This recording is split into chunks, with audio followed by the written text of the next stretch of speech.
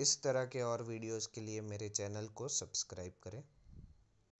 Ready, 3, 2, 1, start. I am thankful to you for having given me this opportunity, long last, to say a few words on the budget. Already much has been said, and I think the finance minister has come in for his share of congratulations as well as criticisms. So there is not very much to say, but I should like to say a few words. The increased development expenditure and the absence of any new taxation has earned for the business a good response even from the businessmen. I especially welcome the relief given to the middle class by raising the exemption limit of income tax in respect of personal income. No doubt there is some relief to the middle class, but I would request the finance minister, if he could, to raise this exemption limit from rupees 4,000 to rupees 6,000, as that would give substantial relief to the middle classes. I am indeed glad that the Taxation Enquiry Commission has been appointed with Dr. John Mathai as the chairman, and I am sure that many of the vexed problems may be solved through this commission. At the same time, I would request the finance minister to put off the estate duty bill for the present, since this enquiry commission has been appointed and they may go into this question. For I feel that it is not an opportune moment to put on more taxes on the people. Already, as Mr. Gadgil pointed out, there are so many taxes on the people. The people are overburdened by taxes and they are just trying to recover their stability. So, in regard to estate duty, I would ask him to consider about it.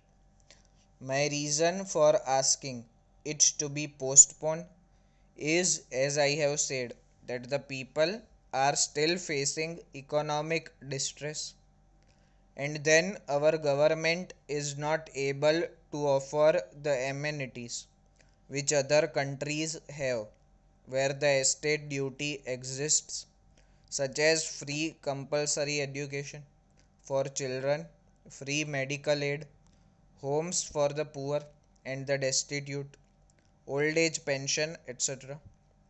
So, my humble suggestion is that this point may be considered by the Taxation Enquiry Commission. I agree that there is a brighter side of the picture, and that instead of continually harping on our poverty, we should also see the bright side. We are making encouraging progress towards laying the foundation of a welfare state with the cooperation of all and the implementation of the 5-year plan. I am sure, sir, that we should be able to lay the foundations and fulfill the dreams of India. It is indeed encouraging to know from the finance minister that there is a tendency of lowering food prices all over the world, and in that case, the prices in our country too would be lowered. Regarding defense, for obvious security reasons, I do not agree with my friends who say that the expenditure should be curtailed. It is not advisable to take any undue risks and slacken the defense arrangements. Indeed, defense is one of our valuable assets, although, strange to say, there seems to be adverse opinion in some quarters. I agree with what General Cariappa once said that God and army are remembered only when there is trouble. The army consists of the most disciplined and loyal set of young men.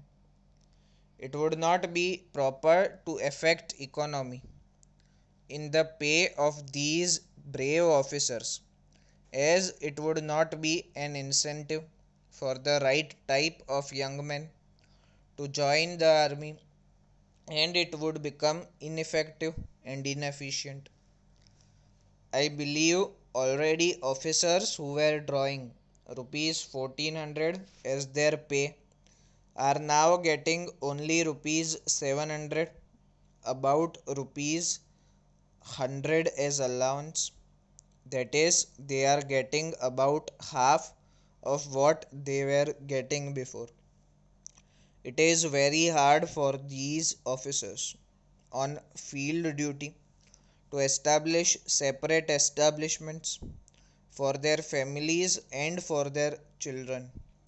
And I would specifically appeal to the finance minister to see that the family allowances may be restored to those officers who are on field duty. Economy in army could be affected in other ways. There is scope for more efficient operation of defense industries, which process seems slow, and by purchase policy of utilizing goods and stores indigenously manufactured.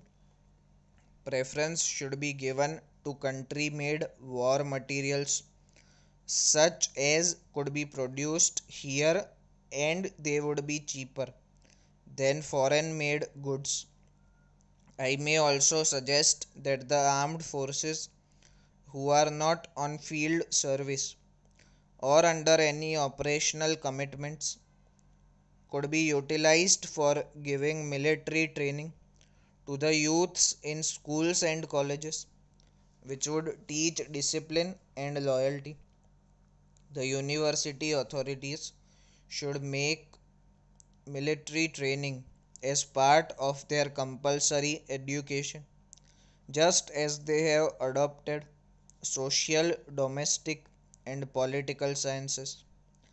The National Cadet Corps is already inculcating military training in some universities such as Bombay and Calcutta.